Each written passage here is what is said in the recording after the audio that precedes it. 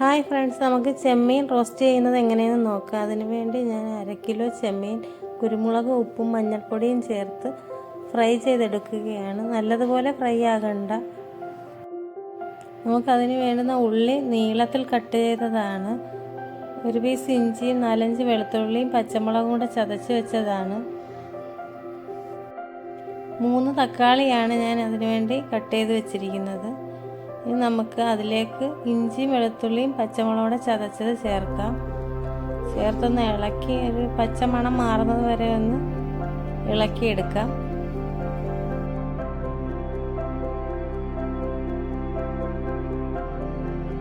ഇഞ്ചി വെളുത്തുള്ളിയും ചെറുതായിട്ടൊന്ന് മൂത്തതിന് ശേഷം നമുക്ക് ഒരു സൈഡിലേക്ക് ചെമ്മീൻ ഒതുക്കി വെച്ചതിന് ശേഷം ആ എണ്ണയിലേക്ക് നമുക്ക് കട്ട് ചെയ്ത് വെച്ചിരിക്കുന്ന സവാള ചേർക്കാം. അതിൻ്റെ കൂടെ അങ്ങ് ചേർക്കുകയാണ്. ഒന്നിച്ചങ്ങ് വഴന്ന് വെന്ത് വന്നോളും.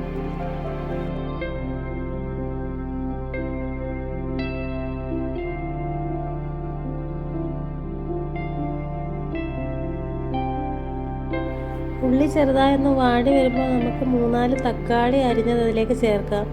തക്കാളിയും കൂടി ഇട്ടെല്ലാം കൂടെ ഒന്ന് വഴറ്റിയെടുക്കാം.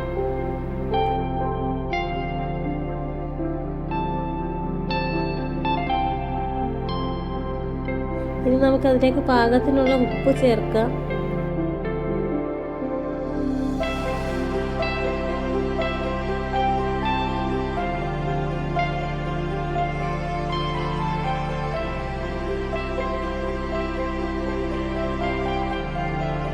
ഇനി നമുക്കതിലേക്ക് 1.5 സ്പൂണോളം മല്ലിപ്പൊടി ചേർക്കാം. 1/4 സ്പൂണോളം കാശ്മീരി ചില്ലി സാദാ മുളക് പൊടിയും ചേർക്കാം. മല്ലിപ്പൊടിയുടെയും മുളക് പൊടിയുടെയും ഒക്കെ പച്ചമണം മാറുന്നത് വരെ ഒന്ന് ഇളക്കിയെടുക്കാം. 1/2 സ്പൂണോളം മഞ്ഞൾപ്പൊടി ചേർക്കാം.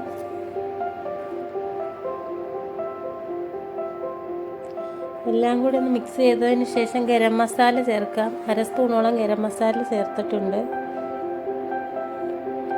1/4 സ്പൂണോളം കുരുമുളക് പൊടി ചേർക്കാം. എല്ലാം കൂടെ ഒന്ന് മിക്സ് ചെയ്തെടുക്കാം. നമ്മുടെ ഉള്ളി നല്ലതുപോലെ വഴന്നു വന്നിട്ടുണ്ട്. ഉള്ളിയും ചെമ്മീനും മസാല എല്ലാം നല്ലതുപോലെ പിടിച്ചിട്ടുണ്ട്. ചെറിയ തീയിൽ വെച്ച് എണ്ണ തെളിയുന്നത് വരെ തിളപ്പിച്ചത് വറ്റിച്ചെടുക്കണം. ഇങ്ങനെയാണ് ചെമ്മീൻ റോസ്റ്റ് റെഡിയാക്കുന്നത്. പെട്ടെന്നുള്ള റെസിപ്പികൾക്കായി സൗദി കിച്ചൻ ഫോളോ ചെയ്യുക.